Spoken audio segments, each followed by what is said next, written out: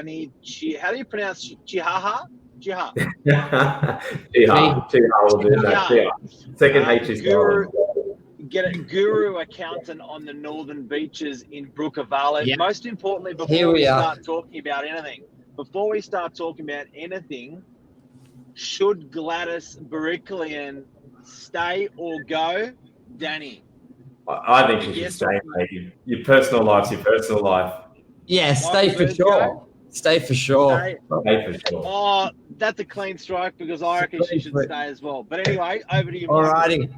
Good morning, everyone. Welcome to Morning Minutes. Myself, Michael Burgio, Mark Novak, and special guest, Danny from Kelly Partners, here to talk about the 2020 budget and how it affects you and really just simplifying it for all of us. Welcome, Danny. Thanks for coming on. Thanks, boys. Thanks for having us. Thanks, Danny.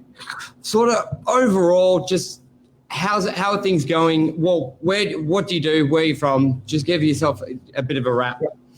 Client director, Kelly Partners, Northern Beaches. We run an accounting firm on the beaches, looking after small businesses mostly, small, medium business, help them navigate their financial world, their tax, get them their best results, and make sure they're protected and have some ambition and confidence to go and act in the market and get some results with their teams.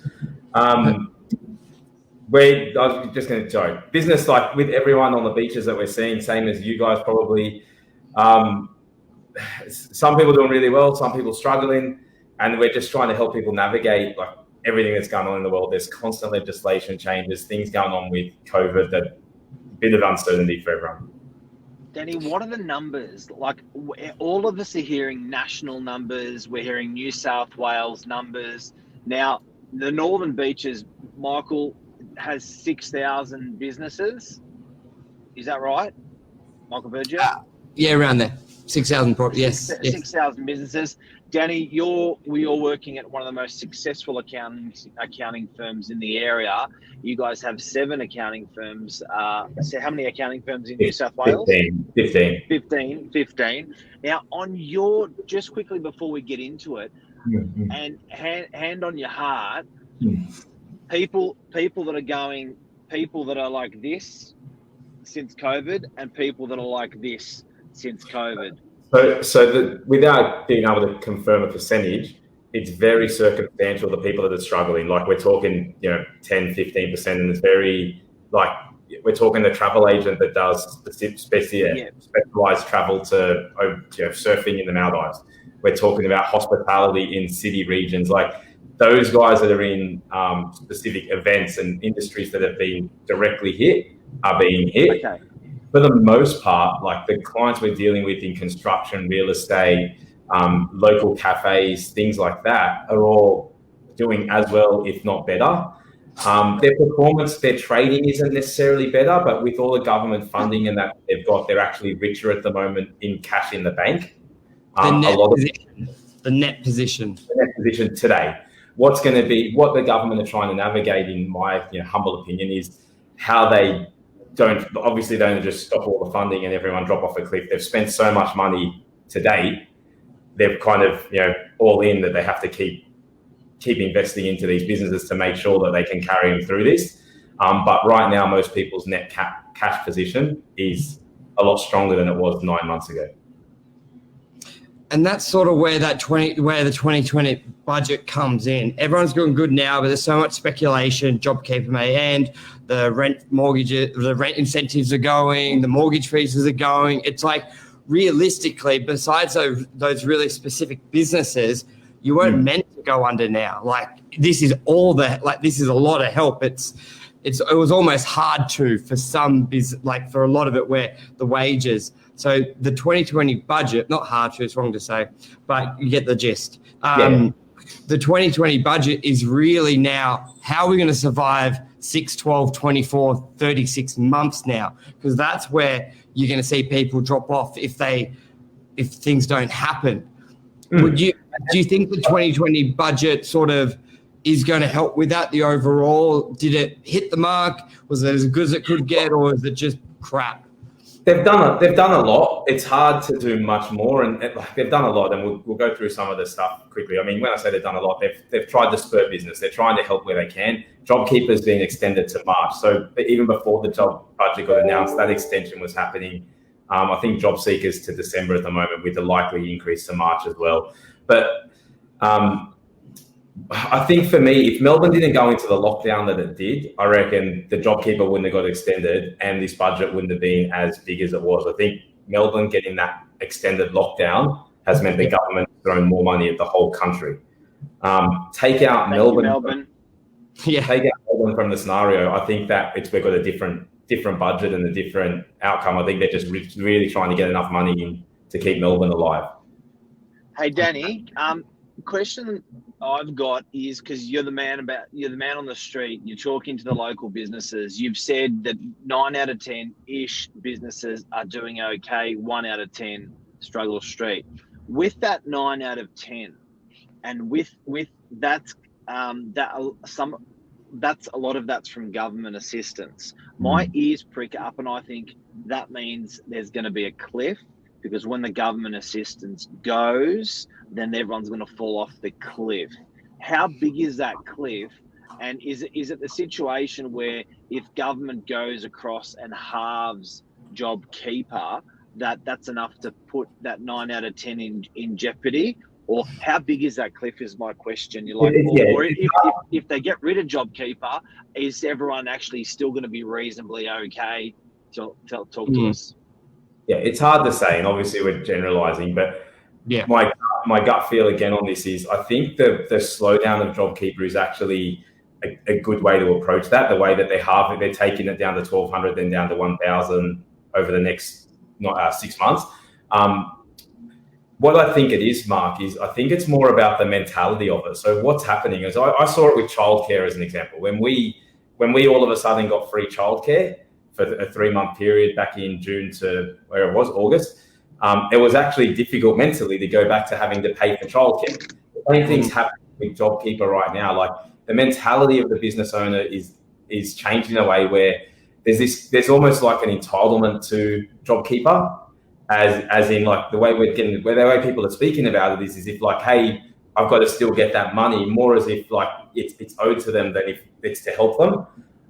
So I think that next 6 months is more about weaning us off the drug, weaning us off JobKeeper, so that we get to April and we're not relying on it mentally more than the business is, and then adjusting our business back to where it was before. Like, people are. You guys are probably seeing this in real estate. People are looking to buy houses. People are looking to invest off potentially government funding for a little bit of that. So yeah, that's probably the thing. Is mentally people have to go back to before and work for their money.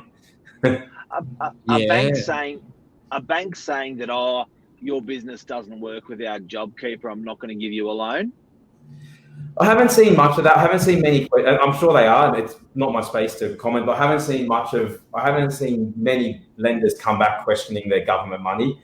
And that's probably because when we're providing financials at the moment, we're still providing 2019 for a lot of clients going to banks. They're asking for 2020 management reports and things like that, but I think assessments are still getting done on 2019 full numbers. So that will probably come in post December 31 when they have to ask for 2020 numbers. I've got so many questions. I'm sorry, everyone. I've got a Indian restaurant close to me, and they used to trade 7 days a week, and now they don't trade when I always want to go there. And I swear that they're not trading because they're trying to keep under the 30% threshold. Is that real, or is that going on in my head? No, I've seen that a couple of times. So people have shut hairdressers, people have shut cafes, people have shut all sorts of things for days just to be fair to those people, Mark. To be fair to those people, some of them are at 27% down turnover, or 26% down, and they're trying to kick themselves over the edge there, rightly or wrongly. But I think the point in their head how they justify it is, we're going to miss out on this help to get us over this next hurdle by 3 or 4 or 5%, as opposed to being breaking even together. And they think if the herd hasn't come, it may hurt in a month. I don't want to come off it and then have to try and get back on it. It's yeah. And it's a with people to stay open. Another problem altogether, mate. I've seen that as well. We go into as a rentals agent. Obviously, commercial tenants ask for discounts because they're on in these entitlements, and then you walk in and on their counter it says 10 or 15% off for cash purchases in the business, and you're thinking as an agent, you've been whinging for like how long, and you've got this is new on your counter. That is new. It was not there pre-COVID. There's an awful line there, and that we probably don't want to talk about. No, but your point is people are trying to manipulate the situation, and that's what's kind of getting at. Like, there's an entitlement to these government incentives, and people are doing whatever they can to fall in. And obviously, this isn't an everyone thing. This is the majority thing, but just the mental piece of it all is I'm expected that I'm going to get that next kicker from the government. Everyone's kind of taking that view. All right, you've kindly put something together for us. I'm going to bring it up and let's go with share. Oh shit, wrong button. Nail it software. Yeah, almost deleted the whole Facebook thing. Where is it? There. Sorry. Do you want to talk us through the document about bring up? How do you use it? Why did you put it? Was it just for this, or is this something that goes to your clients? No, so our tax consulting team put this together on budget night. It went out at 11 o'clock on budget night. They've done a really good job to pull this together fast. It went out to all our clients. It's on our website. If anyone wants to get a copy, you can download it there. But it just summarizes essentially the major budget points. We're not going to go over all of them today. We'll just go over a couple of them, the most impactful ones. But it just quickly touches on a couple of the major points out of the budget and what they mean for businesses. Our clients are all business owners or just about, so it just goes through what it means for them. I'll just run you through the major ones. Is that cool? Yeah, which one start with? Let's start with it would be great, because I think everyone who watched the budget, if you got every single nugget, understood it, comprehended it, and applied it to your business, I think you'd have to be a genius. So it's one of those things that you sort of got to listen to what Danny's saying, see if he can identify an extra nugget that you may have missed. So for people to think, I know about the budget, I think this is important to continue to watch what you're talking about, the notes, because I'm keep listening to that budget and I keep finding stuff in there that I missed. Let's go. But which one did you want to start with? Let's just go top to bottom. So start with lower personal tax. So the nice table that you liked. Next page. Yeah. Cool. All right. So all this is everyone. This impacts every single person working that's earning over $37,000. They've adjusted the low income tax thresholds. I think this is probably the one that most people understand. Essentially, previously up until $90,000, you were paying 32% tax. That's been kicked up to $120,000. That's the major benefit. It's $2,000 for people on the higher end, $1,000 for people on the lower end. You'll start to see that flow through in the next couple of weeks into your pay tables in Xero and MYOB, etc. So people will actually start to see that cash in the next month or so. So that will be the employer changing the tax they pay you, and you'll get it directly from your pay. You don't have to do a tax return and get it back. Is that correct? There'll be when you do your tax return, you'll get a kicker for the first 6 months of the year. That will come back with your tax return at the end of the year. But you'll start to get on an ongoing basis moving forward. You'll start to get the weekly amounts through. Hey, thank you. That's not a bad one. So that's easy to understand. I think most people get that one. Okay. Let's go next one. Next page. Yeah, next page. So that's the major one for most everyday people.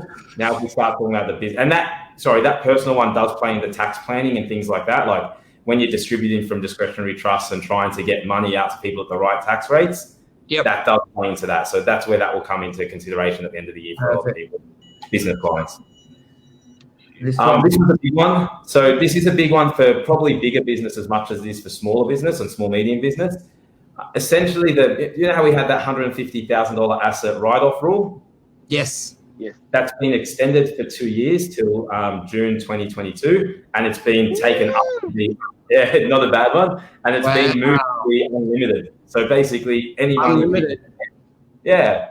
So if you think about it for you guys, the exact rules aren't 100% clear yet, and we'll wait and we'll see those when they say certain assets or eligible assets, what they mean by eligible assets.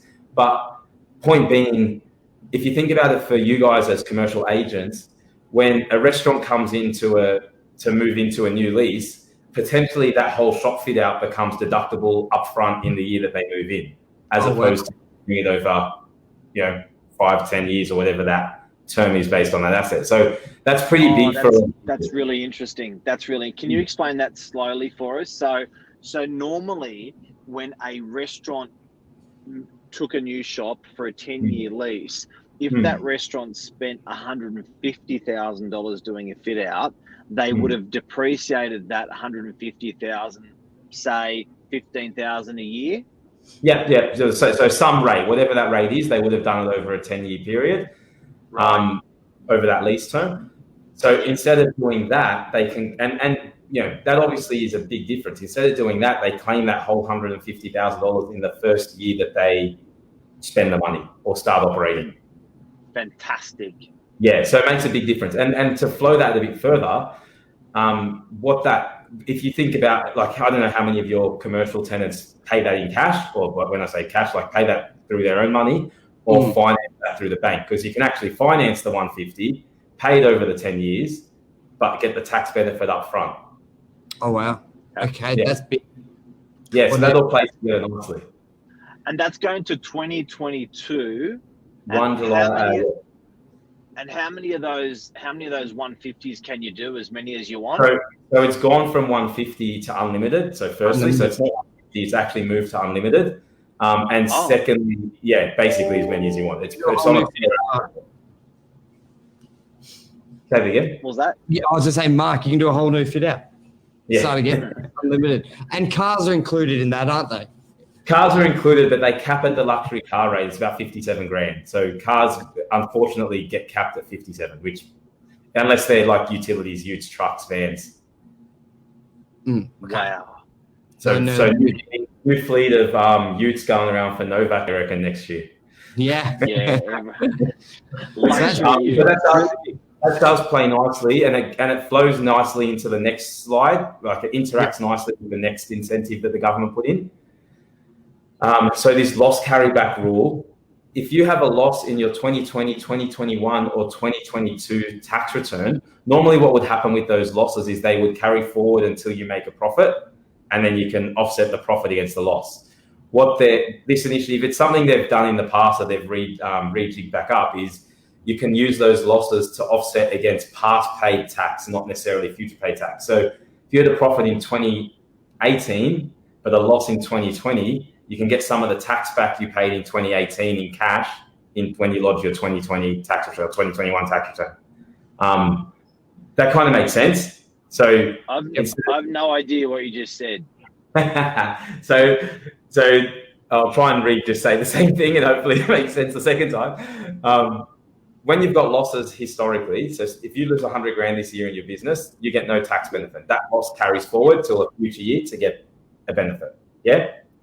Yep. Under these rules, if you have a loss in 2020, but you've paid tax and made a profit in any of your prior years, you can actually offset your 2020 loss against a prior year profit and get some of the tax back that you paid in prior years in cash when you lodge your 2020 tax return. Okay. Wow. So what they're trying to say there is, we expect there's going to be a lot of businesses that run at a loss in 2020, 2021, 2022 because of COVID. I'll give you some of that tax paid back so they can help you support the business. Where I was kind of saying this plays nicely with the rule above is, if you've done these big shop fit outs or stuff like that in 2020 and 2021, where you can depreciate all these expenses up front, yourself in a position because of that, you can then also get tax back from prior years. You don't just have to carry that depreciated loss forward. So you had a huge 2019, 2020 is okay, but spend $500,000, get the depreciation, get the loss, claim it against the big win last year. Correct. And then, so essentially you get your GST back and you get your 30% tax back in the one tax return. It actually makes your shop fit out 40% cheaper. Wow. Okay. Wow. So it's pushing, it's giving you incentives, but it's really striving you to spend, because if you do a fit out, you get labourers, you get your contractors, you get your plumbers, you get your sparkies, that stimulates them. It's all about just spending money. Yeah, just getting that money moving around the economy. Like they've put a couple $100 billion in, they just want it to move.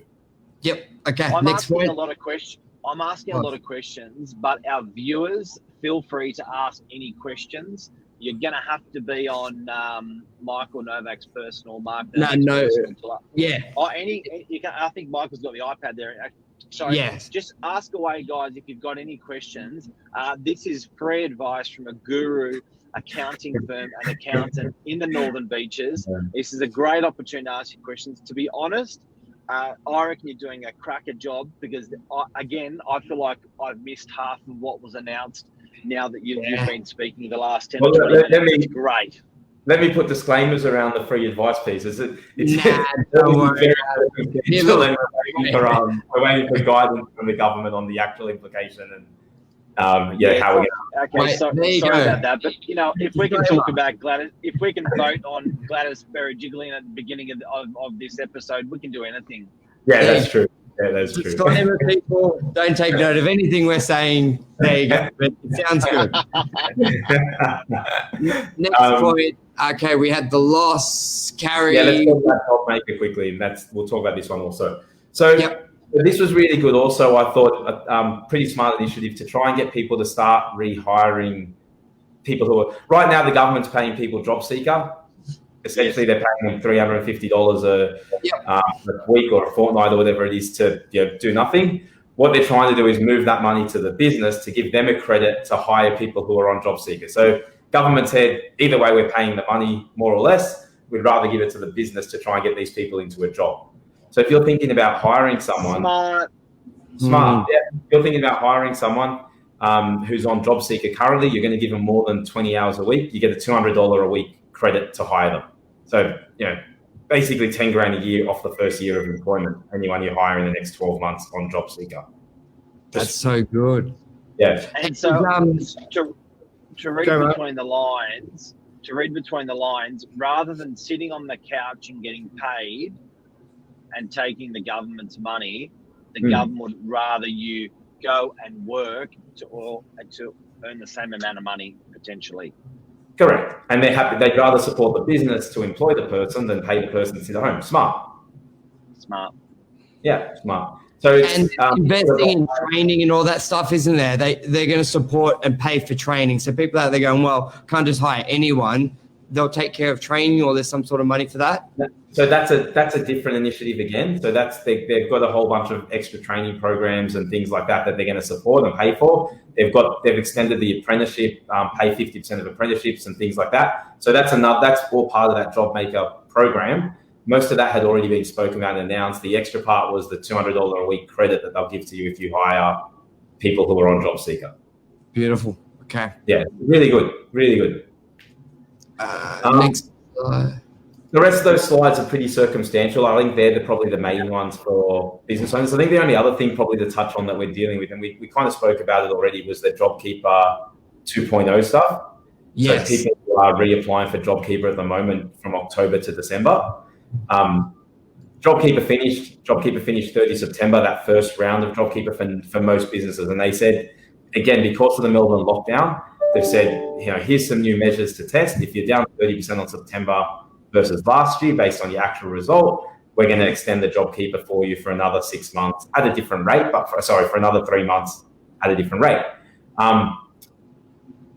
On the surface, when we looked at that, it was very black and white. It looked like a lot of people 99% of businesses weren't going to be eligible, especially in Sydney. As I said before, most people weren't feeling the pinch as much, like not everyone's feeling the pinch. But while we've got into these rules, there's actually 10 ways to be eligible for this extension on JobKeeper.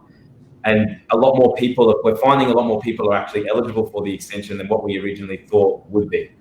So, double check your numbers there and make sure you're getting that looked at properly. Don't just take for granted that I'm not down that 30% in September quarter versus last year, because there's a lot of reasons why that could be, and there's plenty of people that have actually fallen into being eligible.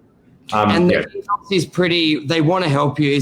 I know we spoke about that before, about JobKeeper and the 30%. They're not like you're 29% down, you're not getting it. Is the government still pretty open to just getting people on the support, or is that had a shift? No, it's changed now, but it's very much you're either meet the rules or you don't now. There's no flexibility in it. And they're really only trying to find these businesses that are hurting. And that's why Mark's seeing his Thai restaurant or whatever it is shut down for a couple of days to get over that threshold, because there's no flexibility in it anymore, which is it's a good and a bad thing. Like you have to draw a line somewhere. It is what it is. It's like doing wedding invites for a Lebanese wedding, mate. You got to invite who you can fit in the room. Very true. So they have to draw a line somewhere. But the point I'm trying to make, I guess, is it's not as black and white as being 30% down on September versus September last year. There's 9 other ways that number can be tested to see if you can qualify. So more people did qualify than we thought were going to, based on just the pure 30%. Okay. And just to wrap up as well, just for anyone listening out there, how can you help personally if they're a business out there? What do you do for your clients? And I'm putting your contact details in the chat as well. So if anyone thinks they need your advice or assistance or how you can help, do you do a bit of everything for a business, or do you specialize just within, I don't know, something specific? So we deal with small, medium business owners, and what we essentially help them do is get control of their business, get control of their financial universe. So most people's relationship with their accountant is very transactional of here's a BAS to pay and here's a tax return to do, and it's not very collaborative. We try to work too much. Always, mate. And we try to work really collaborative with our clients, and and on the charging piece, we try to work in a world of certainty. So everything we do is fixed fee, quoted up front, so everyone knows what they're paying before we do anything. And it's very much about giving that forward-looking advice. So most people's complaints with their accountant that we hear is they don't get back to me. When they do get back to me, it's very much about how much I got to pay and normally late. Whereas we're trying to work in a world where we do your BAS, but at the same time as doing your BAS, we're looking at your business and giving advice on what's working, what's not working, how can we help there. So our business is very much built around helping business owners get control of their business and make decisions moving forward. Perfect. I can contest it, and available all the time. I know my mates joined. I think it was Lights Power Action. Joined with you guys, and they see we talking. That was the main thing they loved about you guys, were available basically same day and on the weekends for the phone call and to just ask general things. Because I find a lot of people, well, their comments were they always felt it was very formal to go to their accountant just for a little quick question sort of thing, and that's what they really loved about working with you guys. I think it's with a lady there, I'm not sure who, but yeah, they're happy there. But I agree with that point. Like Brett done a really good job of identifying that problem and made sure that everyone's accessible all the time. Like the reality is, you guys are business owners, you're trying to grow a business, it's not an easy thing, and if we're going to be here to support you as a partner, we need to be able to kind of help and answer those questions, and that's literally the story for most people. Perfect. Mark, anything else you want to add? That was great. Lots of people watching. We've got the documents on the website. I've put all the website details there. So hopefully that really helped everyone. Awesome. Anything else you want to add, Danny, onto that? Or is that? No, man, I'm good. That was good. If anyone has questions, please reach out. We're more than happy to help where we can. Awesome. Yeah. And it just goes to show, guys and girls, if you think you know what's happened on the budget and you sort of understand it, but you don't understand it, if you watch the last 20 minutes, it was enlightening for me, and I thought I had my head around it. So, buddy, thank you so much. No, we've done 3 topics on the budget, and basically everything was new in there. So it just shows. It's a testament to our tax team. They're on the ball internally, and they're able to answer these. They're able to pull this stuff out and build this strategy really fast. So we'll obviously roll this out as we get towards the year end next year and get really clear on how we can save all our clients some tax. Yep. And just remember, anytime something big changes and you want to get the message out, we're always here. Love doing the show with you and appreciate it. Appreciate it, boys. Yeah. Thank you. Thank you. Cheers. Have a good one.